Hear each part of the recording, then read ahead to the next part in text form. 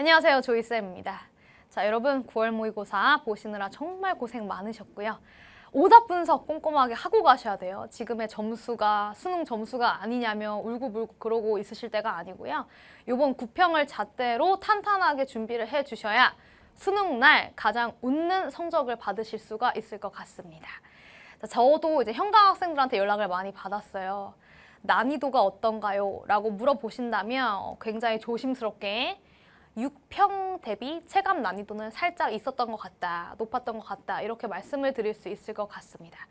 특히 탄탄한 상위권의 친구들은 문제가 크지 않았을 것 같아요. 왜냐면 전반적인 어휘 수준이나 전반적으로 이 주제의 소재 자체가 그렇게 전문적인 지식을 요구하는 소재가 출제가 되지 않았기 때문에 탄탄한 상위권의 친구들은 점수의 기복이 크지 않았을 것이나 해석이 약간 말리는 친구들, 중위권의 친구들 있죠.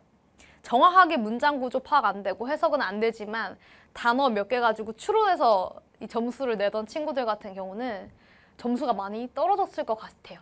등급 한 등급 이상 떨어졌을 것 같습니다. 그래서 우리는 요번에 구평을 기점으로 다시 이제 공부 전략, 학습 전략을 세워주셔야 될 것 같아요. 자, 요번에 구평 굉장히 꼼꼼하게 읽어야 문제가 정답이 추론이 된다 이렇게 말씀을 드릴 수 있을 것 같은데요. 자, 그렇다면 순차적으로 좀 설명을 해보도록 하겠습니다. 자, 첫 번째로 여러분들이 이 네 가지를 잘 기억해 주셔야 될 것 같아요. 자, 평가원에서도 이걸 얘기했거든요. 단어 하나 가지고 짜 맞추는 식으로 완전 스킬 가지고 문제풀이 하는 식으로 풀면 절대 정답 맞출 수 없는 문제로 내겠다라고 했고 실제 그렇게 냈습니다. 그죠? 우리가 요령을 터득하는 거 굉장히 중요해요. 글을 많이 안 읽어본 친구들은 논리적인 사고가 되지 않기 때문에 이 강좌를 통해서, 인강을 통해서 논리적인 사고하는 법을 배우는 거거든요. 이거를 우리가 속된 말로 뭐 스킬이라고도 할 수 있고 저는 이제 요령이라는 표현으로 좀 순화하고 싶은데요. 그죠? 완전히 뭐 첫 줄만 읽어라, 마지막 줄만 읽어라 이런 식으로 절대 문제가 풀리지 않게 출제가 되었고 저도 그런 식으로 문제 푸는 거 완전히 지향하고 있기 때문에 우리가 지향해야 할 바는 해석을 꼼꼼하게 해야 된다는 거예요. 꼼꼼하게 해석을 해서 전반적인 구조를 파악하고 전체적인 문맥을 파악하면서 조이쌤이 알려주는 요령을 통해서 어떤 문장을 조금 더 강조했고 필자가 이 부분을 통해서 주제를 드러나고 있다를 캐치해야 문제가 풀리는 거예요. 아시겠죠? 그러니까 완전히 요령 피우면서 문제를 풀려고 하면 절대 상위권의 등급은 나올 수 없다. 이렇게 보시면 될 것 같아요. 꼼꼼하게 해석을 해야 되고 특히나 선지도 꼼꼼하게 해석을 해야 돼요. 간혹가다 지문의 해석을 열심히 다 해놓고 꼼꼼하게 해석을 했어. 내용 파악을 했어. 그래놓고 선지에서 대강 내가 대충 읽어가지고 선지에서 매력적인 오답 찍고 틀리는 학생들이 있거든요. 그것처럼 아까운 게 없다. 저는 이렇게 말씀을 드리고 싶어요. 그래서 지문뿐만 아니라 선지까지 꼼꼼하게 해석을 하셨으면 좋겠고 특히나 첫 문장 날리시면 절대 안 되고요. 그리고 선지까지 꼼꼼하게 해석을 해줬으면 좋겠다. 이렇게 말씀을 드리고 싶어요. 이번 구평의 출제 양식을 보시면 통합적인 사고를 물어보는 문제가 많았고요. 추론적인 사고를 물어보는 문제들이 있었습니다. 그러니까 글을 전반적으로 다 이해할 줄 알아야 문제가 풀리게끔 출제가 되었다라는 이야기예요. 그러니까 어디만 읽고 나는 이거 되게 듣고 충격받은 게 있는데 제 현강 학생 중에 자기가 뭐 이렇게 배운 적이 있대. 어떤 학원에서 뭐라더라? 첫 두 줄, 마지막 두 줄만 읽으면 된다. 뭐 이렇게 들었다고 하더라고요. 저는 귀를 의심했어요. 그렇게 풀면 절대 문제 풀 수가 없습니다. 아시겠죠? 전반적으로 다 읽으면서 어느 부분을 강조하는지 중점을 두고 읽으면 되는 거예요. 자, 그리고 세 번째. 아까 선지 중요하다고 했죠. 특히 그 대입학 부분 20번 때 주제 제목, 요지를 물어보는 그 문제들이 생각보다 변별력이 있게 나왔더라고요. 그래서 이번에 약간 불안한 상위권의 친구들은 그 대입학 부분에서 여긴 다 맞아야 되는 유형들인데 선지에서 약간 헷갈리는 거야. 매력적인 선지들이 꽤나 있었거든요.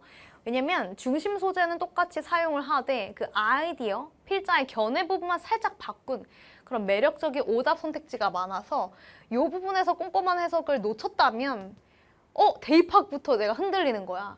그 멘탈이 흔들리면서 그 뒤에 있는 빈순삽까지 다 말아먹었을 가능성이 있습니다. 아시겠죠? 그러니까 꼼꼼하게 해석을 하자. 이게 오늘의 교훈이라 보시면 되겠고, 빈칸 문제 같은 경우 31, 32번은 쉽게 나왔는데요. 확실히 3점짜리에서 변별력을 추가했다. 이렇게 볼 수가 있었을 것 같아요. 자, 그래서 이 마지막도 중요합니다. 본인의 실력에는 글을 읽을 수 있고, 그죠? 단어 많이 알고 해석할 수 있는 것도 실력에 들어가지만 시간을 관리하는 능력, 그리고 어려운 문제들이 나와도 멘탈을 부여잡으면서 끝까지 완주할 수 있는 능력도 본인의 영어 실력에 들어가는 거예요. 이 두 가지도 잘 잡아야 우리가 수능 때 확실히 원하는 실력대로 나올 수가 있는 거죠. 그러니까 실력보다 잘 나오면 너무 땡큐인데 그러기 쉽지 않잖아. 실력만큼 나오려면 요 관리를 해줘야 되고요. 보통은 멘탈 관리를 못해서 실력보다 못 나오는 경우일 수도 있잖아요. 그러니까 그걸 피하자는 거지. 훈련해야 된다라는 거예요. 자, 그러면 앞으로의 마음가짐이 궁금하다 이거죠. 계속 강조하고 싶은 것은 1번이에요. 첫 문장부터 해석을 날리면 그 문제는 틀린 거예요. 여러분 보면 첫 문장 눈만 내려가는 애들 있거든? 해석을 안 하고 자꾸 눈만 내려간대. 이거 어디서 자꾸 이상한 속도 기술을 배워가지고 눈만 내려가는데 그러면 결국은 그 첫 문장을 2번, 3번, 4번까지 읽고 있어야 된다라는 거거든요. 그러면 안 돼.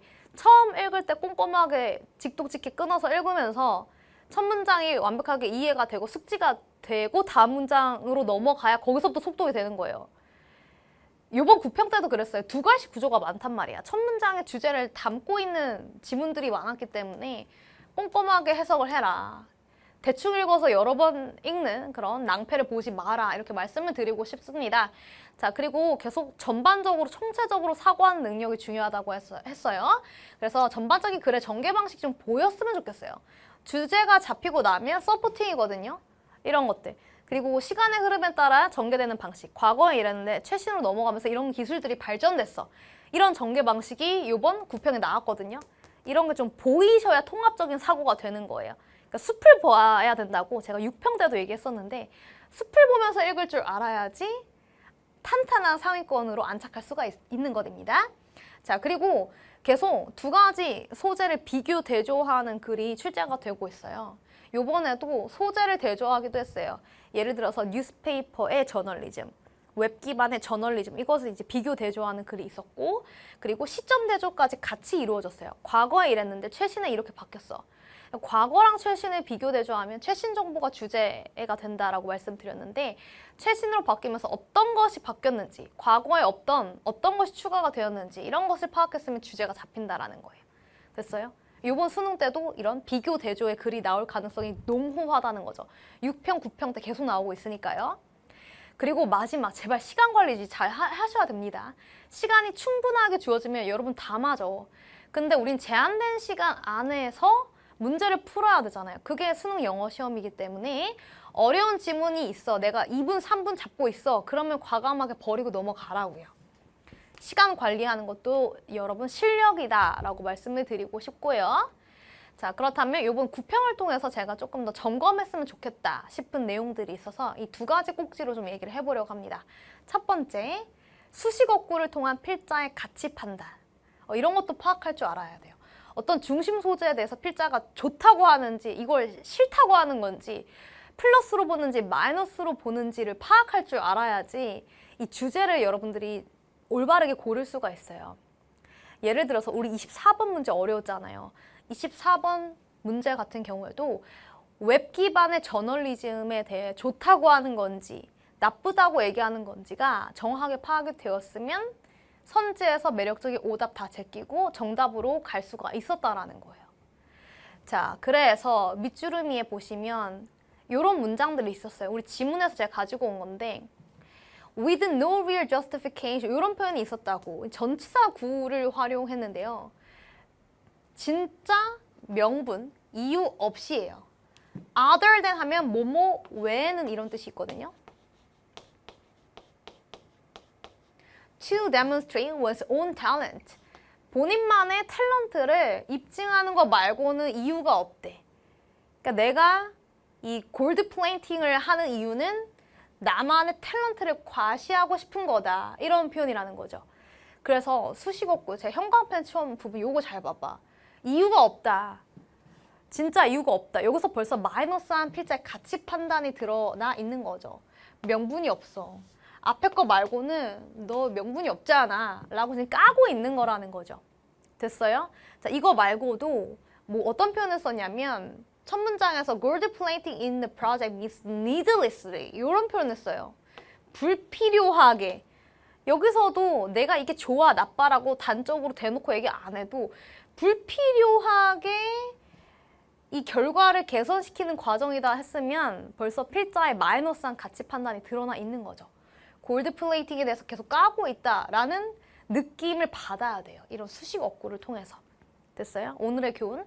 수식 어구를 통해서 필자가 어떤 중심 소재에 대해서 긍정적으로 얘기하는지 부정적으로 얘기하는지 추론할 수가 있어야 된다라는 거죠. 자, 그리고 24번 제목 문제도요. 첫 문장에 웹이 등장하기 전에 뉴스페이퍼 기록 보관서는 largely the must이라는 표현 썼잖아. 곰팡이 냄새가 나는 영역이었다라고 하면 과거에 신문 기사를 활용하던 그 기록 보관소는 굉장히 떨어진 곳이다. 마이너스하게 보고 있는 거고 웹 기반으로 넘어가야 좋은 거다라고 이제 필자가 가치 판단을 하고 있다라는 거죠. 알겠어요? 24번 어려웠잖아요. 그래서 뉴스페이퍼는 마이너스한 것으로 보시고 웹 기반의 저널리즘은 플러스한 것으로 보는 이 기점이 다 부사구에 있었던 거죠. 또는 뭐 형용사에 있었던 거죠. 됐죠? 이런 걸 다 수식 어구라고 하고요. 그리고 33번 빈칸 추론에서도 이 수식 어구를 활용해서 필자의 가치 판단이 드러났어. ideally 봐봐. 이상적으로. 이상적이라는 건 뭐야? 필자가 이렇게 되었으면 좋겠다라고 이야기하는 구간이라는 거예요. 이상적으로는 혁신이 알려진 것으로부터 바로 다음 단계로 나아가고 문화를 한 단계 발전시키도록 유도하는 거다. 저 앞이 아니라 바로 다음 단계로 가는 게 혁신이다 라고 이야기하는 부분. 여기를 또 잘 캐치했으면 빈칸 추론 문제 잘 맞힐 수가 있었겠죠. 됐죠? 자, 그리고 또 점검할 내용 하나만 더 얘기할게요. 첫 문장 날리지 말 것. 두 갈씩 구조로 출제가 많이 되고 있다. 그래서 23번, 33번, 41, 42번 장문 독해까지 첫 문장에서 주제가 잡히는 케이스를 제가 가지고 온 거거든요. 23번 같은 경우도 이 large audience가 중요하다라고 했던 그 지문 기억나세요? 첫 문장에 대놓고 얘기하거든. Commercial Music Radio Broadcasting의 primary 목적, 주된 목적은 바로 청중한테 무엇을 전달하는 거야?